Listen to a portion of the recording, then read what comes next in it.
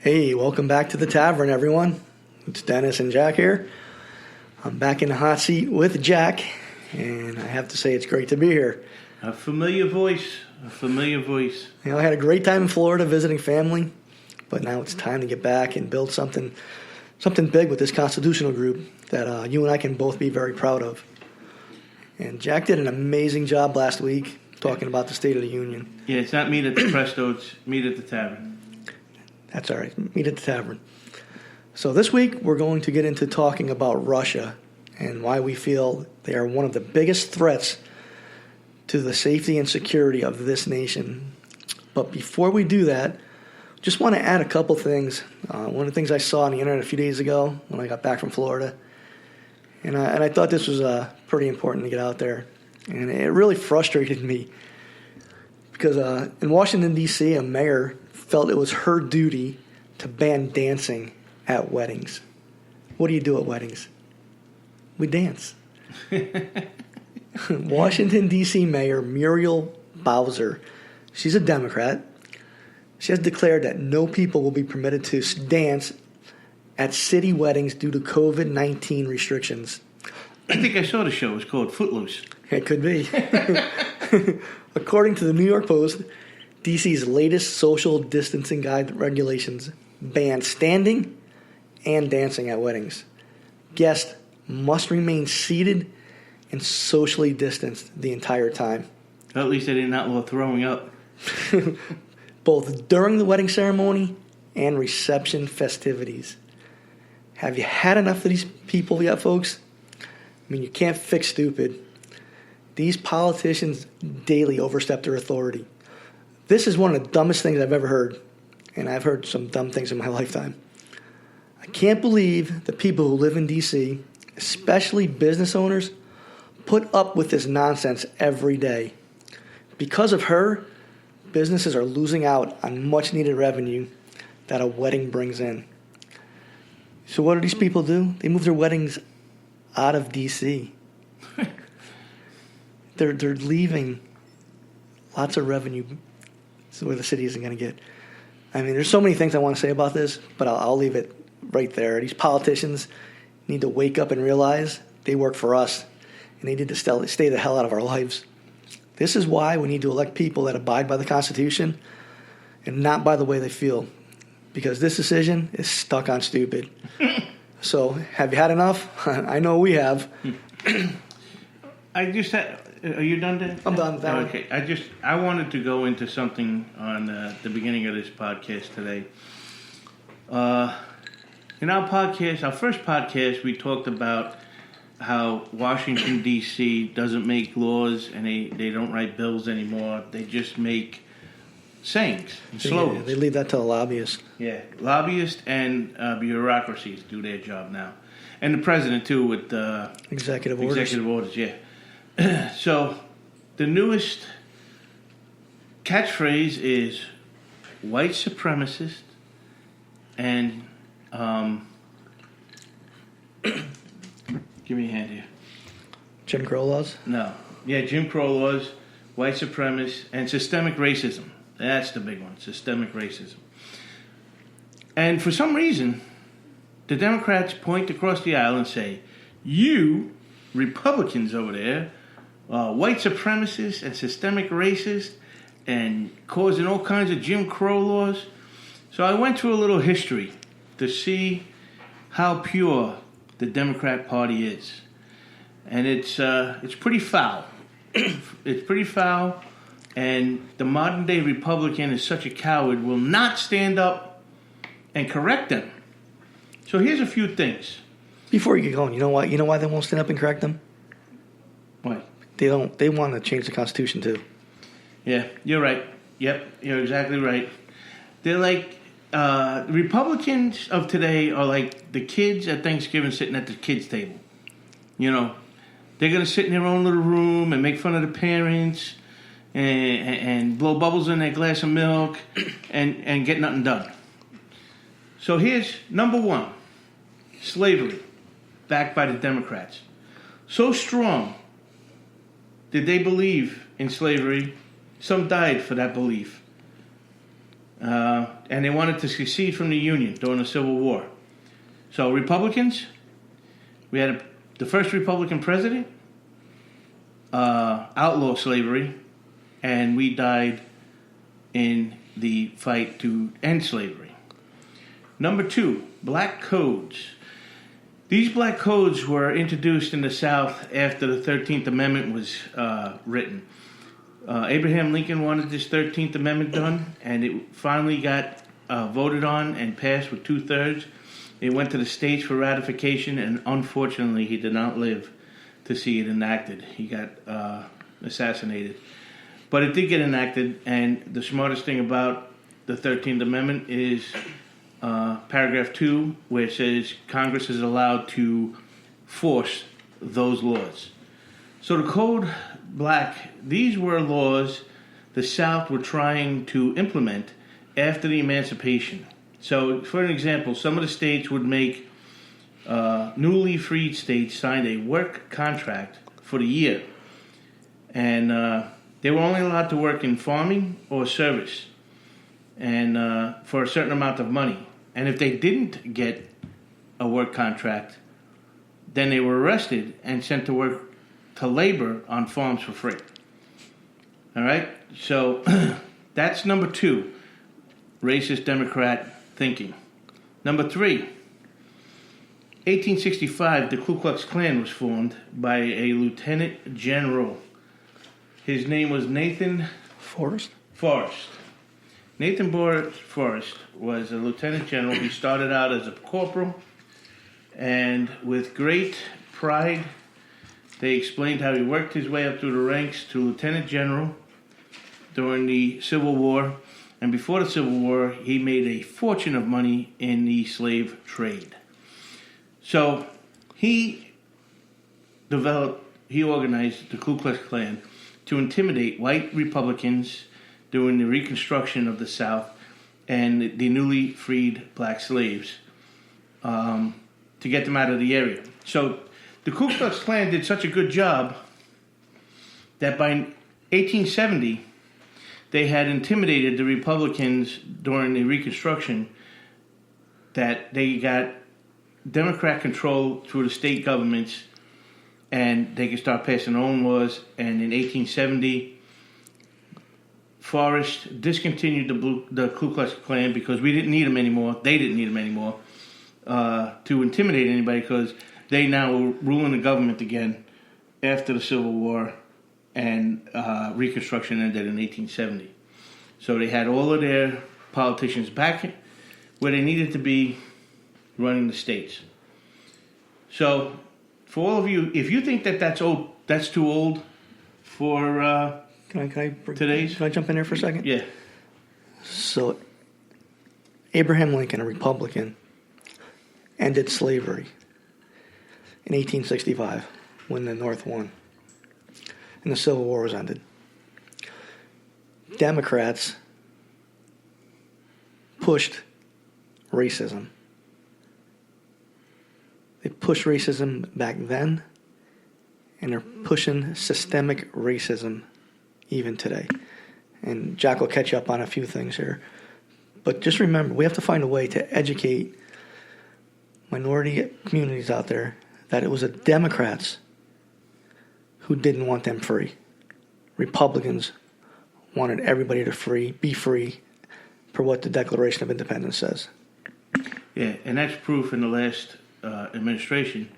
Trump had the highest employment in every minority group That's correct. History. So, okay, so that's old history there. So that's so long ago, it doesn't affect today's Democrats, right? Okay, so we'll go a little further. There are other catchphrases. Jim Crow laws. All right, Jim Crow laws came into effect after 1870 when all the Democrats took over state government again.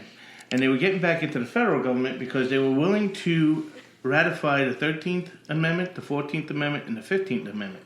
So on paper, through the federal government's eyes, the South was caught up to the Republicans, race-wise. But, here it comes, these states. They developed the catchphrase of the day today, Jim Crow laws. So what is a Jim Crow law? Biden has been talking about the new Georgia voting bill that went through and passed as a Jim Crow 2.0.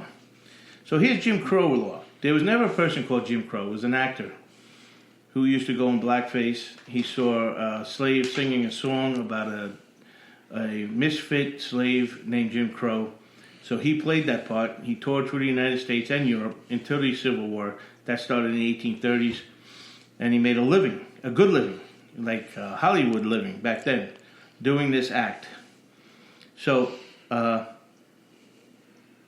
this Jim Crow laws lasted for about 100 years, just under 100 years, from 1870 to 1964. And they were meant to demean African Americans and deny their right to vote, hold certain jobs, or get an education. And if you didn't follow these laws and you decided to defy them, these Jim Crow laws, you face fines, arrest, violence, all the way up until death. All right? So that's Jim Crow. Also part of Jim Crow is segregation. And it was against the law for blacks to even be able to live in white neighborhoods. And it even separated hospitals, asylums, homes for the handicapped and the elderly. They weren't allowed to mix back and forth. And by the way, you know who supported these Jim Crow laws? A man named Robert Byrd, President Biden's good friend, staunch friend. He was a West Virginia senator for about 50 years, wasn't he? He was the longest sitting senator until another senator in Michigan beat him a couple years ago. Another antique. I want to look into that. I got his name. I'm going to look him up and see what he supported out throughout his career. So number 5, June 10th, 1964. After over 75 days of working on the Civil Rights Act of 1964, the last senator to speak against the bill was President Biden's good friend, Senator Robert C. Byrd, Democrat. The Democrat Party worked against that bill for 60 days, including 7 Saturdays, and as history shows, talking against it since 1957, because there was they were trying to get that bill through. With a record-breaking filibuster from Strom Thurmond before he turned into a Republican. He was a Dixiecrat, they called it. So here's the rundown of President Biden's good friend. In the early 40s, Mr. Byrd, this great friend of our president, recruited 150 of his friends to the Ku Klux Klan because that's what the Grand Wizard told him he had to do in order to open a chapter in West Virginia. And he was elected the office of Exalted Cyclops before he was elected into any federal government. This is Jim Byrd. Jim Byrd. Yeah, Jim Byrd. No. Robert Byrd. Sorry, folks. My sister's going to get all pissed off about that one. He also wrote a letter to a sitting senator, Theodore Bilbo, from Mississippi. And it went sort of like this. I didn't write the whole letter down. But the whole letter was disgusting to this senator. And he said, I shall never fight in the armed forces with a Negro by my side. And I would die 1,000 deaths before I see the old glory stomped into the ground and never to be seen flying again. He continues with calling African Americans a race of mongrels and a throwback to the blackest specimen from the wilds. Byrd was a member of the Whig Party, opposed federal mandate for desegregation and civil rights. He filibustered himself for 14 straight hours during the Civil Rights Act of 1964. So, when this Senator Byrd passed away finally, he had written a book before that. And it took the death of his grandson in 1982 to realize that African Americans love their children as much as he does. He was 65 years old at the time. When he died, here are the people that spoke at his funeral.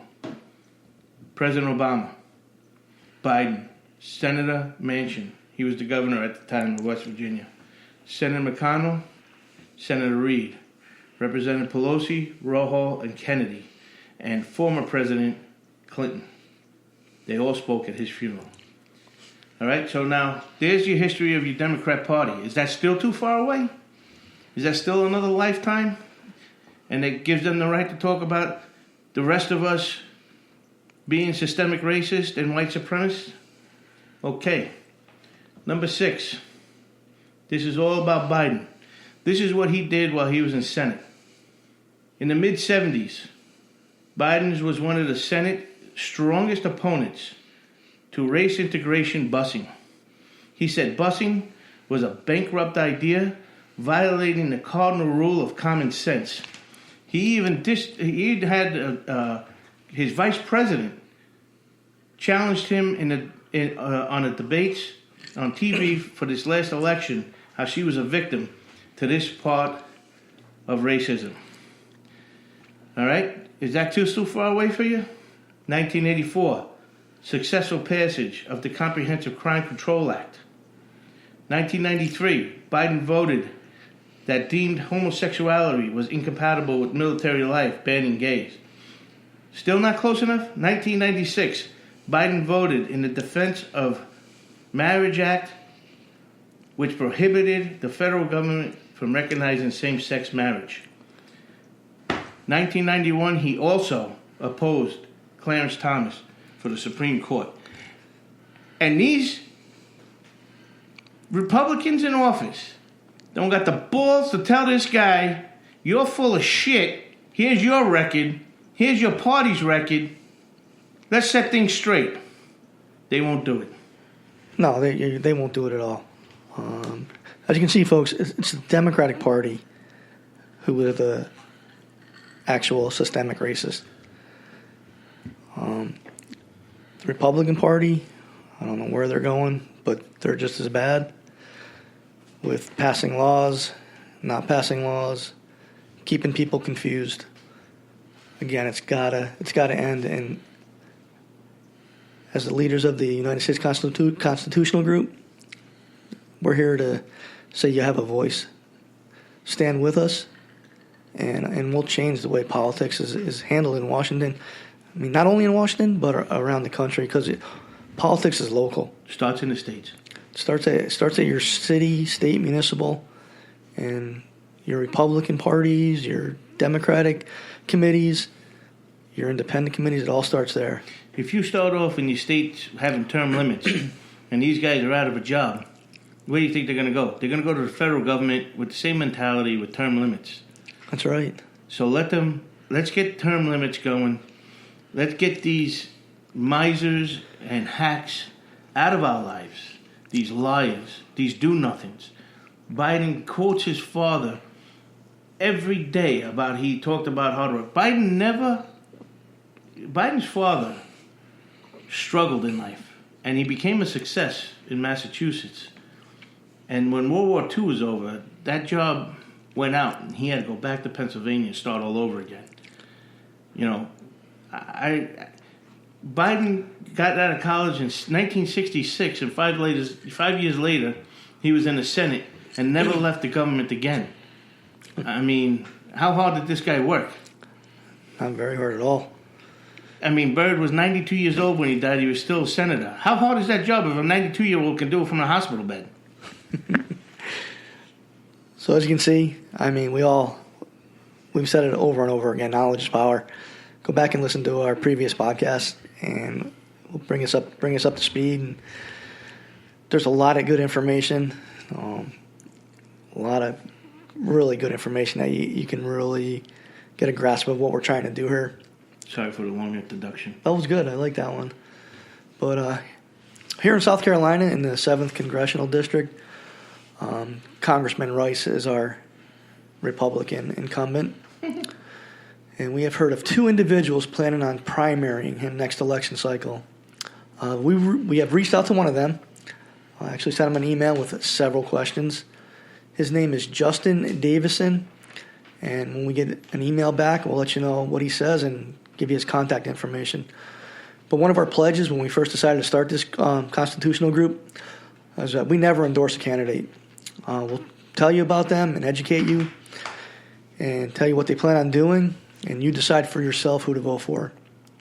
The other gentleman, his name is Ken Richardson, and in the next few days we'll be emailing him same questions, and we'll also let you know if we get a response from him. So next. Dun, dun, dun. Onward and upward. Yes, sir. Yes, sir.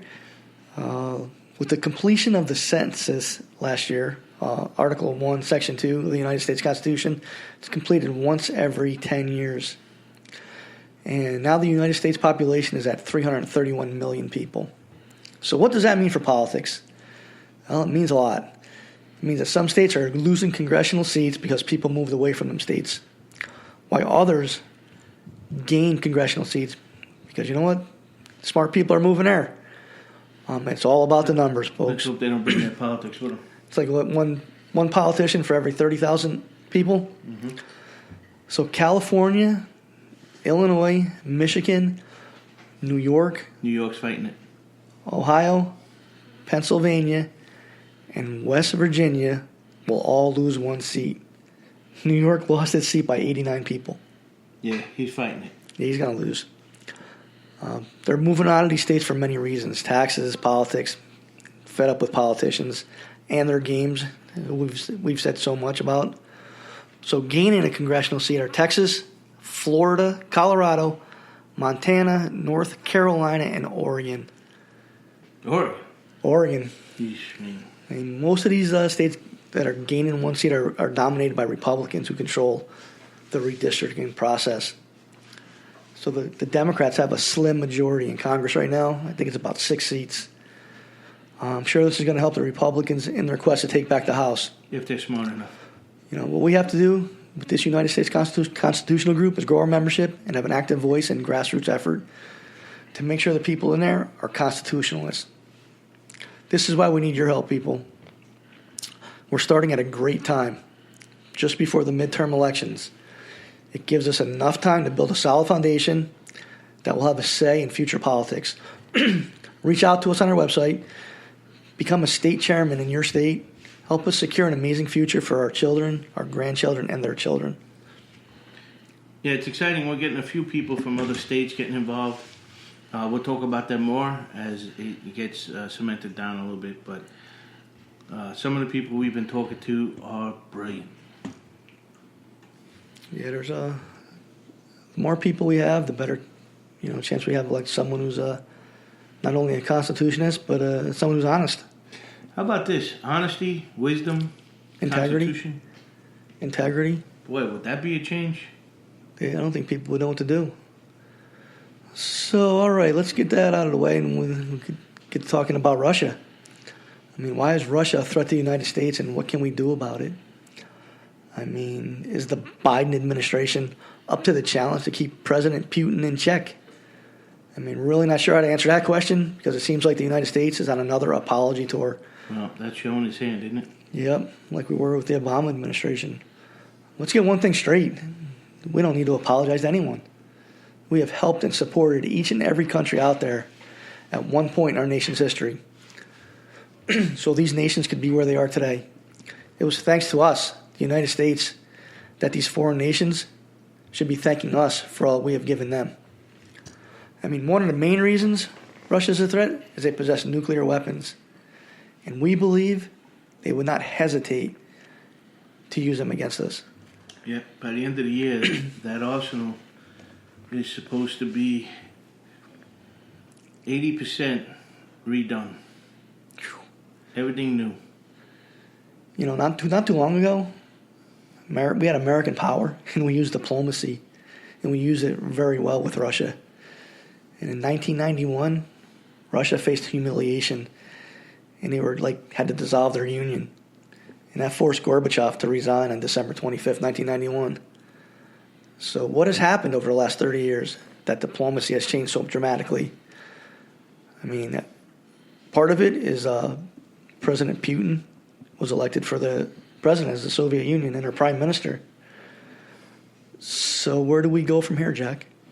Well, I tell you, we are in trouble. I saw the other day a news report about a U.S. general got orders not to refurbish our land-based missiles. And he was trying to describe the horrible toll it will place on our submarines and our B-52 bombers to be able to keep up with Russia where they are today. So that, if it doesn't sound like a Cold War coming back, I don't know what does. And our politicians, unfortunately, what got us here over the 30 years, like Dennis is asking, what happened over the last 30 years? I think part of it has to do with the biggest political party out there, the Constituent. We fell asleep. Yeah, that we did. I think a lot of us are still sleeping. But we need to wake up. We need to wake up. But who was Vladimir Putin? He was a former KGB officer. We've all heard stories about the KGB. They're not good people. Yeah, it sounds like the FBI today. Yeah, you're absolutely right there. Ex-Giuliani, ex-General Flynn, ex-former President Trump. What the FBI did to them and their families. The funny part, not to get off track, but the FBI raided Giuliani's home. You know what they didn't take? Hunter Biden's computer. Yeah. They took every other computer he had, and he asked him, what about the Hunter Biden? And they said, oh, we don't need that one. So like Dan Bongino, he always says it's the deep state. And if you don't think it's out there, think again. Because if the FBI or if the federal government wants to ruin your life, they're going to try their hardest to ruin your life. Think about the parody I just said, the KGB. Those of us that are old enough to know what the KGB is, that was like the SS during World War II. It brings shivers down your spine how evil these people were. Their catchphrase was, show me the person, I'll find the crime. And look at what the FBI has done over the last 6 years. The FBI is no better than the KGB right now. I don't care what FBI guy gets mad at me or what law enforcement gets mad at me, but what law agency is allowed to do what they are doing, have done, doing right now. And like Dennis said, they grab everything out of this guy's house except Hunter Biden's computer. You got to be kidding me. That is crazy. So again, the deep state is a deep state. So much for that Bill of Rights of unlawful search and seizure. Yeah, that Bill of Rights is supposed to protect everybody. I don't think it's doing very well right now. I don't think it's protecting anybody. That's Republicans. That's Republicans and Democrats. They're not. These leaders. They're not doing what they're supposed to do. Well, I'm tired of it. They're real good right now. They're protected. They got a wire razor, armed military, Secret Service, Capitol Police. And let me tell you something. Like I said earlier, every one of these people that are protecting our political class are not carrying tasers or any other unlethal weaponry. Oh, no. It's all locked and loaded. You go at them, you're dead. Look what happened January 6th. That woman shot dead. No warning. No cease and desist. So in 2000, Putin wanted to improve his relationship with the West, the United States. He even wanted to join the transatlantic treaty for NATO, but relations quickly soured. I don't know the exact reasons behind that, but I can imagine what they were. Well, you want to know how communist Putin is? He was born and raised in Leningrad, which is now St. Petersburg. He graduated from Leningrad State University with a law degree. I'd love to see that penal law that he got a law degree out of. Holy smokes. You know, he wants to remain president or prime minister for the rest of his life. I mean, he's 67 years old right now. And this country loves him. Not us, not our country, his country. Yeah, his country loves him. His last election in 2018 got 76% of the vote. They think that might have been a little sandbag, but they know he definitely won. Yep. So let's see here. He's a bad man, people. Yeah, since 1975. 1975, he started his illustrious career with the KGB. That's scary. He worked in East Germany for many years. He speaks fluent German and English. So you see him all the time on TV, kind of looking at you like you don't know what you're saying. He knows what you're saying. Oh, yeah. He plays that really good. Yeah, 1998, he was director of the Federal Security Service, which is a nice name for KGB.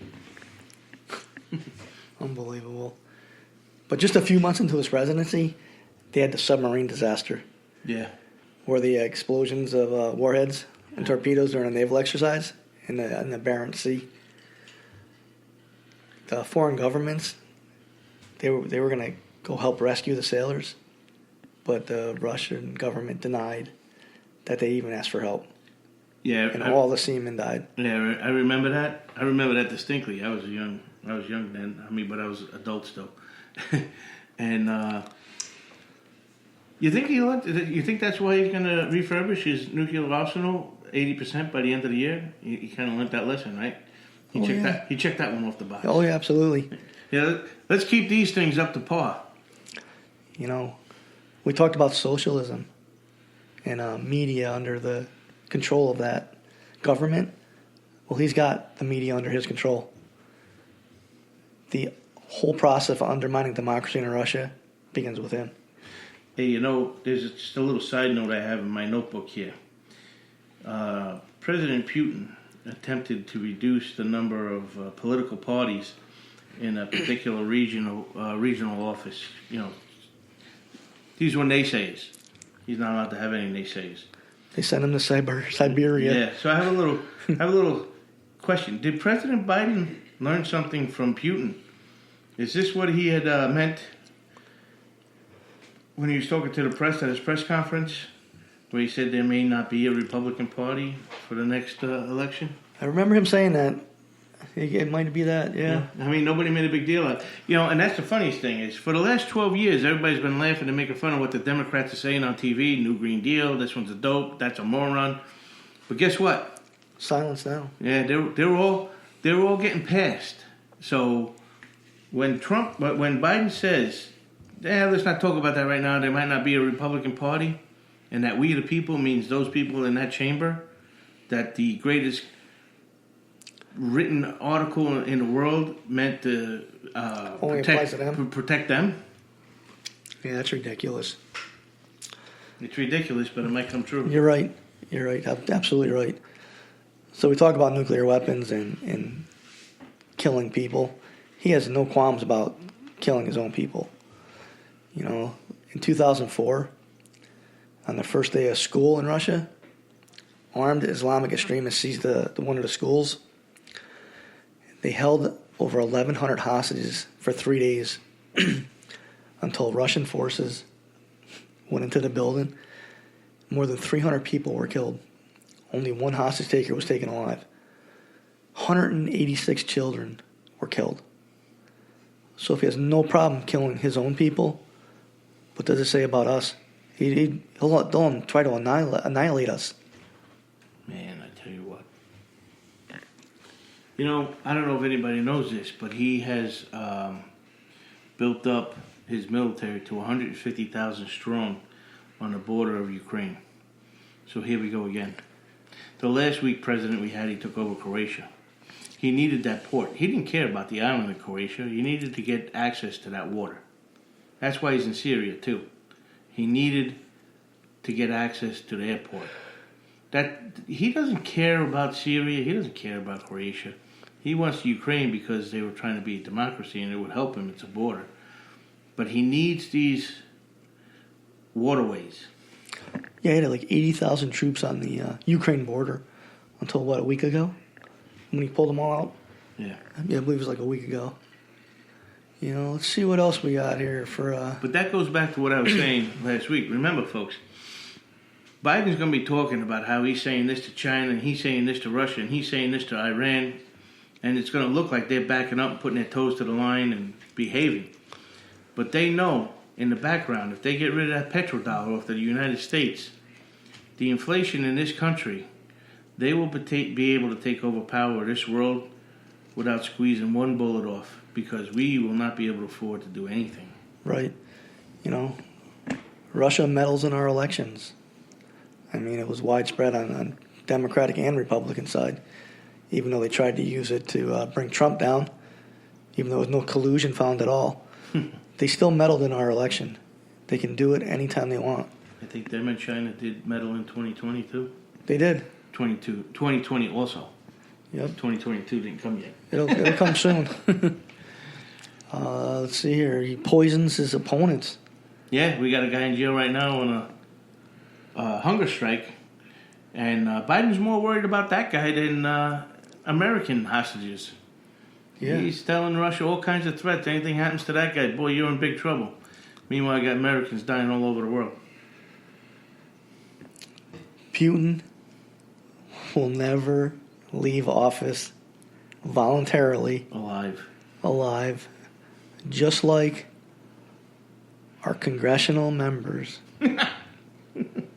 They will hold on to power as long as they can because they know we are not educated and we don't do the legwork to figure these clowns out. Yeah, well.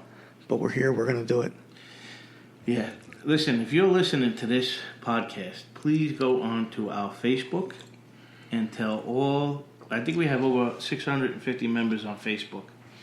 We got to convert those people into listeners. Please, please, please push the podcast and please, please push the website because that's where the information is. There's information on the Facebook. Don't get me wrong. There's a lot of good information. I'm sorry if that sounded slanted in any ways.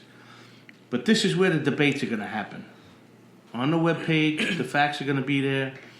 And on the podcast, we're going to answer debates. Yeah, that Facebook is two-pronged. We use it for a place to release our stress, gets people to laugh and say what they want to say and post their little pictures. And if it offends anyone, we're sorry. We don't mean to offend anyone. But toughen up. But we're also educational. And over the last couple of days, if you looked at it, we've added a bunch of educational stuff. It's a lot of work with only 2 people, 3 people with Margaret. Yeah, well, when you say we added a lot of information on that, he means Dennis and Margaret. And Jack puts a lot of stuff, too. Jack does it. I do not. I've done one thing on there, and I probably misspelled everything. Yeah, but Jack does a lot of research for these podcasts, and so it averages out. It evens out. So, like we said, Russia is a serious threat right now. And where the Biden administration is going to go with it, not really sure. I mean, he says he's going to put sanctions on them, but I don't think things are going to happen under the Biden administration. I think he appears weak to our adversaries. I think he appears weak to our allies. He appears weak to everybody except for the Republicans in this country. Yeah. And I tell you, our feeling on this is power strength against the United States. China, number 1. We'll cover them. We have Russia, number 2. Iran, number 3. And I feel Iran is the pawn to Russia and China. Russia is number 2 just because China is leap years ahead of everybody else right now as far as what they have been working on this. They're very patient. They've been working on this since Nixon reintroduced them to the world. And they knew what they had to do, and they knew it wasn't going to happen overnight, and they knew how to get it. Russia is number 2 because they have nuclear weapons and they have energy. And they're trying to get the United States, the petrodollar, out of the energy world. If they can get us out of the petrodollar, they succeeded, and they just handed the world to China. And Iran is going to be the pawn, and China and Russia are going to have their own problems, and the United States is going to be in a lot of trouble. And we'll get into this next week with China, but the United States, we had an opportunity to have China for ourselves, to split it up between Russia, Great Britain, under President McKinley. But we'll get into that next week. Jack, you want to add anything about Russia? Just that the reason why they're our threat is they're in our elections, they're in our country, they're in the energy world, they're in the Middle East now because they needed those ports. They are not helping the Middle East because they have energy. So they don't want the Middle East to be as strong with energy as they are strong with energy. And, they're going to have their duels with China. They're getting along right now. They're doing military practices together, like we do with South Korea, like we do with Poland and Germany. They're doing it with China and Iran. That's very scary. That's a heavy axis right there, and that's a huge military. That's combined. A future problem for Russia with China. Well, that's a problem for China for Russia. Yep. And Iran, so they are a huge cog in the problem of the United States because they're looking to take us down. And it looks like they're going to back off and let us take ourselves down through inflation.